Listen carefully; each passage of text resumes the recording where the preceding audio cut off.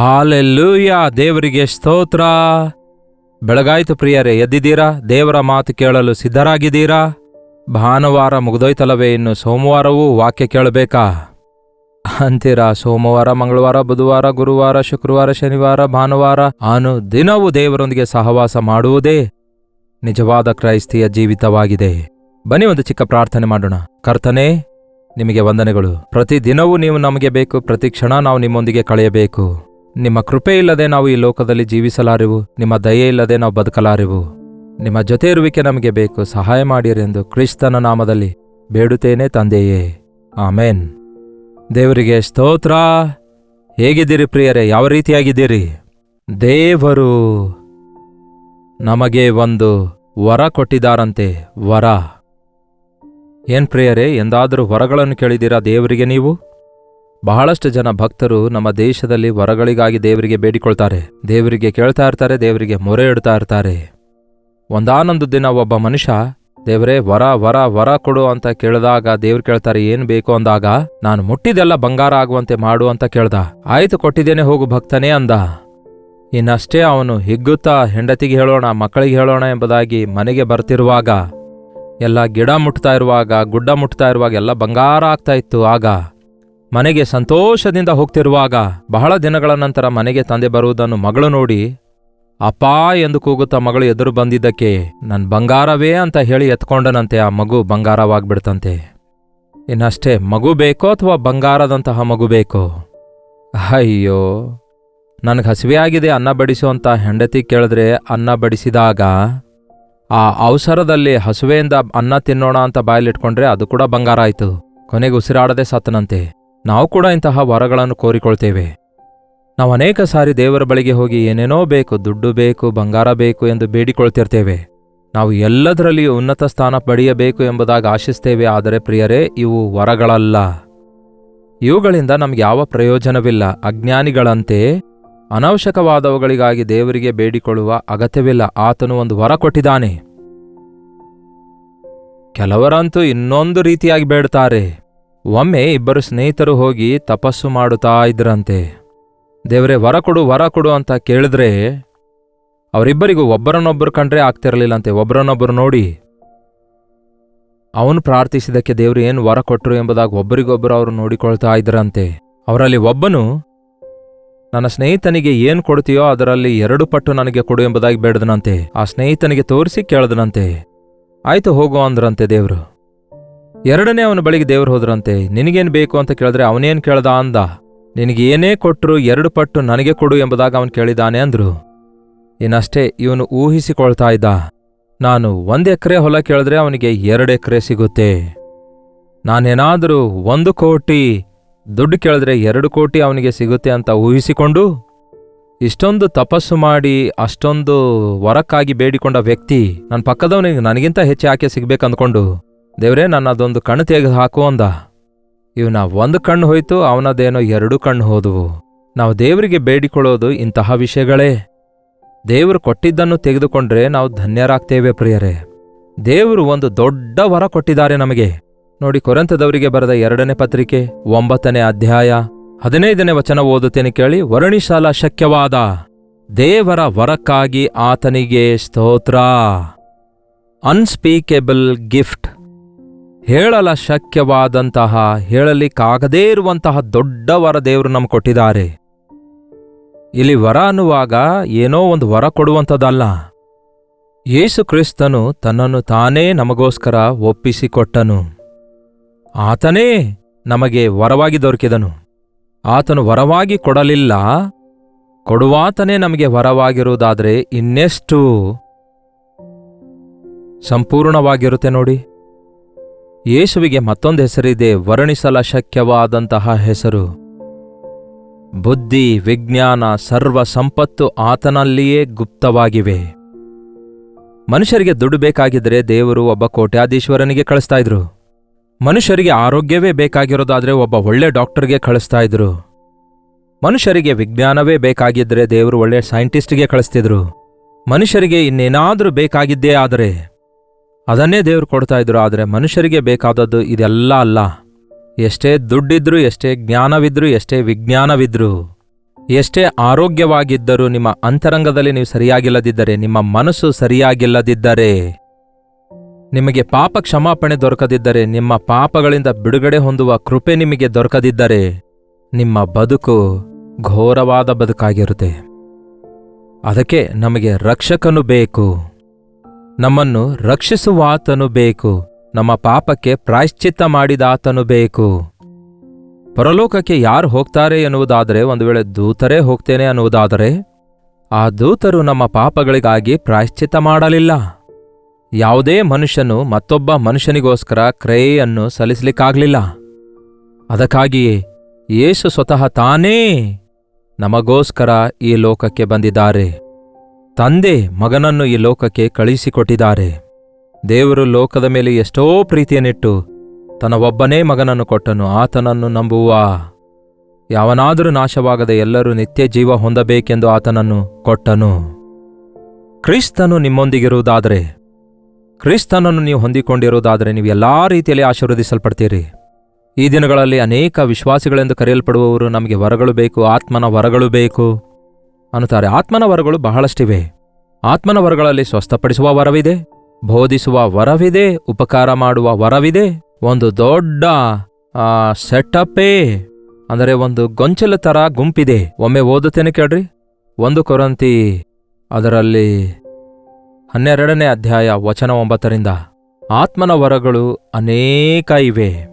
ಏನಂತೆ? ಕೃಪಾವರಗಳು ಅನೇಕ ಇವೆ. ಕೆಲವರು ಪವಿತ್ರರು, ಕೆಲವರು ಬೋಧಕರು, ಕೆಲವರು ಸ್ವಸ್ಥಪಡಿಸುವವರು, ಕೆಲವರು ಉಪಕಾರ ಮಾಡುವವರು, ಕೆಲವರು ಅಧಿಕಾರ ನಡೆಸುವವರು, ಕೆಲವರು ವಾಣಿಯಾಡುವವರು, ಹಾಗೂ ಅದ್ಭುತ ಮಹತ್ಕಾರ್ಯಗಳನ್ನು ಮಾಡುವ ವರಗಳು ಕೂಡ ಇವೆ. ನೀವೆಷ್ಟೇ ಅದ್ಭುತಗಳನ್ನು ಮಾಡಿದರೂ, ನೀವೆಷ್ಟೇ ಬೋಧಿಸಿದರೂ, ನೀವೆಷ್ಟೇ ಪ್ರವಾದಿಸಿದರೂ, ನೀವು ಕ್ರಿಸ್ತನನ್ನು ಹೊಂದಿಕೊಂಡಿರದಿದ್ದರೆ ನಿಮ್ಮ ಗುರುತೇ ನನಗಿಲ್ಲ ಎಂದು ಯೇಸು ಹೇಳ್ತಾರೆ. ಅದಕ್ಕೆ ಆತ್ಮನ ವರಗಳಲ್ಲಿ ಶ್ರೇಷ್ಠವಾದದ್ದನ್ನು ಅಪೇಕ್ಷಿಸಿರಿ. ಶ್ರೇಷ್ಠವಾದ ಆ ವರವೇ ಪ್ರೀತಿಯಾಗಿದೆ. ಯೇಸು ಕ್ರಿಸ್ತನಿಗಿರುವ ಮತ್ತೊಂದು ಹೆಸರೇ ಪ್ರೀತಿಯಾಗಿದೆ. ಕ್ರಿಸ್ತನು ನಮಗೋಸ್ಕರ ಪ್ರೀತಿಯನ್ನು ವ್ಯಕ್ತಪಡಿಸಲು ಬಂದಿದ್ದಾರೆ. ಆತನ ಪ್ರೀತಿಯಲ್ಲಿ ನಾವು ನೆಲೆಗೊಂಡಿರಬೇಕೆಂದು, ಆತನ ಪ್ರೀತಿಯ ಮೂಲಕ ನಾವು ಕ್ಷಮಾಪಣೆ ಹೊಂದಿ ಆತನ ರಾಜ್ಯಕ್ಕೆ ವಾರಸುದಾರರಾಗಬೇಕೆನ್ನೋದು ದೇವರ ನಿರ್ಣಯವಾಗಿದೆ. ವರ್ಣಿಸಲ ಶಕ್ಯವಾದ ದೇವರ ವರಕ್ಕಾಗಿ ದೇವರಿಗೆ ಸ್ತೋತ್ರಗಳನ್ನು ಸಲ್ಲಿಸೋಣ. ಯೇಸು ಕ್ರಿಸ್ತನು ಜನಿಸಿದ್ದಾರೆ, ನನಗೋಸ್ಕರ ಜನಿಸಿದ್ದಾರೆ ಎಂಬ ವಿಷಯವನ್ನು ನಾವು ಗಮನಿಸೋಣ. ಎಲ್ಲಿ ಹುಟ್ಟಿದ್ರು, ಯಾವಾಗ ಹುಟ್ಟಿದ್ರು ಎಂಬುದಾಗಿ ಇವೆಲ್ಲ ಬಿಟ್ಬಿಡೋಣ. ನನ್ನ ರಕ್ಷಕನು ನನಗೋಸ್ಕರ ಈ ಲೋಕಕ್ಕೆ ನನಗೆ ರಕ್ಷಣೆಯನ್ನು ತಂದುಕೊಟ್ಟಿದ್ದಾನೆ. ನನ್ನ ಸಂಗಡ ಇರುವುದಕ್ಕಾಗಿ ಬಂದಿದ್ದಾನೆ. ನನ್ನನ್ನು ಆದರಿಸುವುದಕ್ಕಾಗಿ ಜನಿಸಿದ್ದಾನೆ. ನನ್ನ ಪಾಪಗಳನ್ನು ಪರಿಹಾರ ಮಾಡುವುದಕ್ಕಾಗಿಯೇ ಯೇಸು ವರವಾಗಿ ಬಂದನು. ವರ ಅಂದರೆ ಕೊಂಡ್ಕೊಳ್ಳೋದಲ್ಲ, ಫ್ರೀ. ಹೌದಲ್ಲವೇ? ಬಹುಮಾನ ಅಂದರೆ ಉಚಿತವಾಗಿ ಸಿಗುತ್ತೆ. ವರ ಅನ್ನೋದು ಉಚಿತವಾಗಿರುತ್ತೆ. It's A gift. ನಮ್ಮ ಪರವಾಗಿ ಯಾರೋ ಬೆಲೆ ಕಟ್ಟಿದ್ದಾರೆ, ನಾವು ಅದನ್ನು ಗಿಫ್ಟ್ ಆಗಿ ತೆಗೆದುಕೊಳ್ತಿದ್ದೇವೆ. ನಮಗೆ ಕೊಡುವಂತಹ ಇಷ್ಟೊಂದು ದೊಡ್ಡ ಭಾಗ್ಯವು, ಪರಲೋಕ ರಾಜ್ಯದ ವಾರಸತ್ವವು ಒಬ್ಬನು ಗಿಫ್ಟಾಗಿ ಸುಮ್ಮನೆ ಏನನ್ನೂ ನಮ್ಮಿಂದ ವಸೂಲಿ ಮಾಡದೆ ಆತನ ರಾಜ್ಯಕ್ಕೆ ವಾರಸುದಾರರಾಗುವ ಭಾಗ್ಯ ಕೊಟ್ಟಿದ್ದಾನೆ. ಈ ದಿನ ಪ್ರತಿಯೊಂದಕ್ಕೂ ಬಿಲ್ ಕಟ್ಟುವಾಗಲೇ ಎಂಟ್ರಿ ಸಿಗುತ್ತೆ. ಆದರೆ ಪರಲೋಕಕ್ಕೆ ಎಂಟ್ರಿ ಫೀಸ್ ಎಷ್ಟು ಎಂದು ಕೇಳಿದ್ರೆ, ಪಾಪವು ಕೊಡುವ ಸಂಬಳವಾಗಿರುವಂತಹ ಮರಣ. ಆ ಮರಣ ಯಾವುದೆಂದರೆ ನಿತ್ಯ ನರಕ. ಆದರೆ ಯೇಸು ಕ್ರಿಸ್ತನು ನಮ್ಮ ಪಾಪಕ್ಕಾಗಿ ಪರಿಹಾರ ಸಲ್ಲಿಸಿ ನಮಗೆ ಆತನು ಒಂದು ವರ ಕೊಟ್ಟಿದ್ದಾನೆ. Free ticket. ಪರಲೋಕಕ್ಕೆ ಪ್ರವೇಶ ಎನ್ನುವುದು ಉಚಿತವಾಗಿ ನಮಗೆ ಅನುಗ್ರಹಿಸಿದ್ದಾನೆ. ಆದರೆ ನಾವು ಸಲ್ಲಿಸಬೇಕಾದ ಬೆಲೆಯನ್ನು ಆತನೇ ಸಲ್ಲಿಸಿದ್ದಾನೆ. ನಮಗೋಸ್ಕರ ಆತನು ತನ್ನನ್ನು ತಾನೇ ಒಪ್ಪಿಸಿಕೊಟ್ಟಿದ್ದಾನೆ. ಮರಣವನ್ನೇ ಮರಣದ ಮೂಲಕ, ಅಂದರೆ ಮರಣಾಧಿಕಾರಿಯಾದ ಸೈತಾನನನ್ನು ಮರಣದಿಂದಲೇ ಜಯಿಸಿದ್ದಾನೆ. ಆತನು ನಮಗೋಸ್ಕರ ಈ ಲೋಕಕ್ಕೆ ಜನಿಸಿ ಬಂದದ್ದರಿಂದ ನಾವೀಗ ಜೀವಿಸ್ತಾ ಇದ್ದೇವೆ, ನಿರಂತರಕ್ಕೂ ಜೀವಿಸುವವರಾಗಿದ್ದೇವೆ. ರೋಮಪುರದವರಿಗೆ 6ನೇ ಅಧ್ಯಾಯ 23ನೇ ವಚನ ಹೇಳುತ್ತೆ, ಯಾಕೆಂದರೆ ಪಾಪವು ಕೊಡುವ ಸಂಬಳ ಮರಣ, ದೇವರ ಉಚಿತಾರ್ಥ ವರವು ನಮ್ಮ ಕರ್ತನಾದ ಯೇಸು ಕ್ರಿಸ್ತನಲ್ಲಿರುವಂತಹ ನಿತ್ಯ ಜೀವವಾಗಿದೆ. ದೇವರ ಕೃಪಾವರವು ನಮ್ಮ ಕರ್ತನಾದ ಯೇಸು ಕ್ರಿಸ್ತನಲ್ಲಿ ನಿತ್ಯ ಜೀವವಾಗಿದೆ. ಹಲ್ಲೆಲೂಯಾ! ಯಾರು ಪ್ರಿಯರೇ ನಿರಂತರವೂ ಜೀವಿಸುವಂತಹ ಸಂಜೀವಿನಿಯಾಗಲಿ ಅಮೃತವಾಗಲಿ ಎಂದು ಹೇಳ್ತಾ ಇದ್ರಲ್ಲವೇ, ಅದನ್ನು ಯಾರು ಕೊಡಬಲ್ಲರು? ಸಾಯಲಾರದಂತೆ ಬದುಕಬಲ್ಲವನು ಯಾರಾದರೂ ಇದ್ದಾರೋ? ಸಾವನ್ನೇ ಕಾಣದೇ ಇರುವವನು ಈ ಲೋಕದಲ್ಲಿ ಯಾರಾದರೂ ಇದ್ದಾರೋ? ನಿತ್ಯ ಜೀವವನ್ನು ನಿಮಗೆ ಕೊಟ್ಟು ನಿತ್ಯವೂ ಜೀವಿಸುವ ಹಾಗೆ ನಿಮ್ಮನ್ನು ಮಾಡುವುದಕ್ಕಾಗಿ ಮರಣವನ್ನು ಜಯಿಸಿರುವಂತಹ ಯೇಸು ಸಜೀವವಾಗಿದ್ದಾರೆ, ಪುನರುತ್ಥಾನ ಹೊಂದಿದ್ದಾರೆ. ಯೇಸು ಹೇಳಿದ್ದಾರೆ, ನನ್ನನ್ನು ನಂಬುವವನು ಮರಣ ಹೊಂದುವುದಿಲ್ಲ, ಮರಣ ಹೊಂದಿದ್ದರೂ ತಿರುಗಿ ಎದ್ದು ಬರುವನು ಎಂದು ಹೇಳಿದ ಯೇಸುವಿನ ಮೂಲಕ ಈ ದಿನ ನಮಗೆ ಪರಲೋಕ ರಾಜ್ಯದಲ್ಲಿ ಪ್ರವೇಶವಿದೆ. ಏನೋ ಕ್ರಿಸ್ಮಸ್ ಸಂದರ್ಭ ಅಂತ ಹೇಳಿ ಬಹಳ ಸಡಗರದಲ್ಲಿಯೇ ನಾವು ಮುಳುಗಿರಬಾರದು. ಆದರೆ ಎಂತಹ ದೊಡ್ಡ ವರವಾಗಿ, ಗಿಫ್ಟಾಗಿ ದೇವರು ತನ್ನ ಮಗನನ್ನು ನನಗೋಸ್ಕರ ಕೊಟ್ಟಿದ್ದಾರಲ್ಲವೇ? ನನ್ನ ಶಿಕ್ಷೆಯನ್ನು, ನನ್ನ ಬಾಧೆಯನ್ನು, ನನ್ನ ಅವಮಾನವನ್ನು, ನನ್ನ ಶಾಪವನ್ನು ಹೊತ್ತುಕೊಂಡು ನನಗೆ ಬಾಧ್ಯತೆಯನ್ನು ಕೊಡುವುದಕ್ಕಾಗಿ, ಪರಲೋಕ ರಾಜ್ಯದ ವಾರಸತ್ವ ಕೊಡುವುದಕ್ಕಾಗಿ ನನ್ನ ಕರ್ತನಾದ ಯೇಸು ಕ್ರಿಸ್ತನು ನನಗೋಸ್ಕರವೇ ಜನಿಸಿದ್ದಾರೆ ಎಂಬುದಾಗಿ ಹರ್ಷಿಸಿ ಆನಂದಿಸೋಣ, ಸಂತೋಷಿಸೋಣ, ಸ್ತುತಿ ಸಲ್ಲಿಸೋಣ. ನಾನೇ ಮಾರ್ಗವೂ ಜೀವವೂ ಸತ್ಯವೂ ಆಗಿದ್ದೇನೆ, ನನ್ನ ಹೊರತು ಯಾರು ತಂದೆಯ ಬಳಿಗೆ ಸೇರುವುದಿಲ್ಲ ಎಂದು ಯೇಸು ಹೇಳಿರುವ ಈ ಮಾತನ್ನು ಇನ್ನೂ ರಕ್ಷಣೆ ಹೊಂದದಿರುವ, ಈ ಲೋಕವೇ ಶಾಶ್ವತ ಅಂದುಕೊಳ್ಳುತ್ತಿರುವ, ಈ ಹಲೋಕದ ಬಹುಮಾನಗಳನ್ನೇ ಕೊಡುತ್ತಾ ಪಡ್ಕೊಳ್ಳುತ್ತಾ ಇರುವಂಥವರು, ನಿತ್ಯ ಜೀವ ಎಂಬ ಗಿಫ್ಟನ್ನು ಹೊಂದದೇ ಇರುವವರು, ಪರಲೋಕ ರಾಜ್ಯದ ವಾರಸುದಾರರಾಗಿರಬೇಕೆಂಬ ನಿರ್ಧಾರಣೆ ಇಲ್ಲದಂಥವರು, ಪರಲೋಕಕ್ಕೆ ಮಾರ್ಗವಾಗಿರುವ ಕ್ರಿಸ್ತನನ್ನು ಅರಿಯದೇ ಇರುವವರು ಎಷ್ಟೋ ಜನ ಇರೋದ್ರಿಂದ ಈ ಲೋಕ ರಕ್ಷಕನ ಕುರಿತಾಗಿ ಎಲ್ಲಾ ಮನುಷ್ಯರಿಗೆ ಮಹಾ ಸಂತೋಷ ಉಂಟುಮಾಡುವ ಇರುವ ಶುಭ ಸಮಾಚಾರವೇನೆಂದರೆ, ಈ ಹೊತ್ತು ನಿಮಗೋಸ್ಕರ ಪರಲೋಕದಿಂದ ಒಂದು ದೊಡ್ಡ ಪ್ಯಾಕೇಜ್, ರಕ್ಷಣೆ ಕೊಡಲು ರಕ್ಷಕನು ನಿಮಗಾಗಿ ಹುಟ್ಟಿ ಬಂದಿದ್ದಾನೆ. ನಿಮ್ಮನ್ನು ಪಾಪಗಳಿಂದ ಬಿಡಿಸುತ್ತಾರೆ, ಶಾಪಗಳಿಂದ ಮುಕ್ತಿಗೊಳಿಸುತ್ತಾರೆ, ಮರಣದಿಂದ ತಪ್ಪಿಸುತ್ತಾರೆ. ಆತನು ಸಜೀವವಾಗಿದ್ದಾನೆ, ಆತನ ನಾಮದಲ್ಲಿ ಸಕಲ ಆಶೀರ್ವಾದಗಳಿವೆ ಎಂಬ ಸಂಗತಿಯನ್ನು ನಾವು ಅನುಭವಿಸೋಣ, ನಮ್ಮ ಸುತ್ತಲಿರುವವರಿಗೂ ಪ್ರಕಟಿಸೋಣ. ಹಬ್ಬದ ಹಾಗಲ್ಲದೆ ಯೇಸುವನ್ನು ಆರಾಧಿಸುವ ಹಾಗೆ ಆ ಜೋಯಿಸರು ಯೇಸುವಿನ ಬಳಿಗೆ ಬಂದು ಸಾಷ್ಟಾಂಗವಾಗಿ ನಮಸ್ಕರಿಸಿ ಆರಾಧಿಸ್ತಾರೆ. ಆ ದಿನ ಕುರುಬರು ಬಂದು ಆತನನ್ನು ಪೂಜಿಸುತ್ತಾರೆ. ಅಷ್ಟ್ಯಾಕೆ, ನಾನು ನನ್ನ ಗರ್ಭದಲ್ಲಿ ಒಬ್ಬ ರಕ್ಷಕನು ಜನಿಸಲಿಕ್ಕಿದ್ದಾನೆಂದು ಅರಿತಿರುವ ಮರಿಯಳು ನನ್ನ ಆತ್ಮ ದೇವರಲ್ಲಿ ಆನಂದಿಸುತ್ತಿದೆ ಎಂಬುದಾಗಿ ಆತನನ್ನು ಸ್ತುತಿಸಿ ಆರಾಧಿಸಿರುವಂತೆ ಈ ದಿನ ನಾವು ಈ ಕ್ರಿಸ್ಮಸ್ ಆರಾಧನೆಯಲ್ಲಿ ಅವಸರಕ್ಕೆ ಸಡಗರಕ್ಕೆ ಒಳಗಾಗದೆ ಆತ್ಮದಿಂದಲೂ ಸತ್ಯದಿಂದಲೂ ಆತನನ್ನು ಆರಾಧಿಸೋಣ. ಇಂತಹ ದೊಡ್ಡ ವರ ಕೊಟ್ಟಿರುವ ದೇವರಿಗೋಸ್ಕರವೇ ಬದುಕುತ್ತೇವೆ ಎಂಬುದಾಗಿ ನಮ್ಮನ್ನು ನಾವು ಸಮರ್ಪಿಸಿಕೊಳ್ಳೋಣ.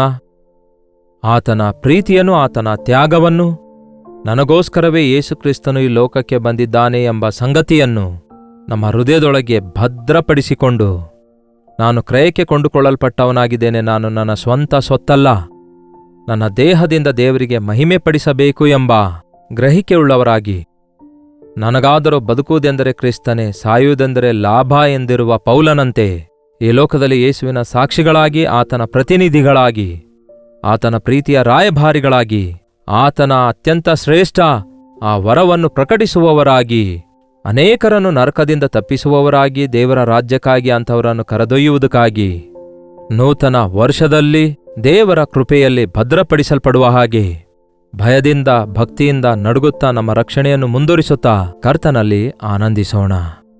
ಪ್ರಾರ್ಥನೆ. ಪರಿಶುದ್ಧ ದೇವರೇ, ಪ್ರೀತಿಯುಳ್ಳ ತಂದೆಯೇ, ನಮಗೋಸ್ಕರವೇ ಇಳಿದು ಬಂದ ಯೆಸಯ್ಯ, ನಿಮಗೆ ವಂದನೆಗಳು.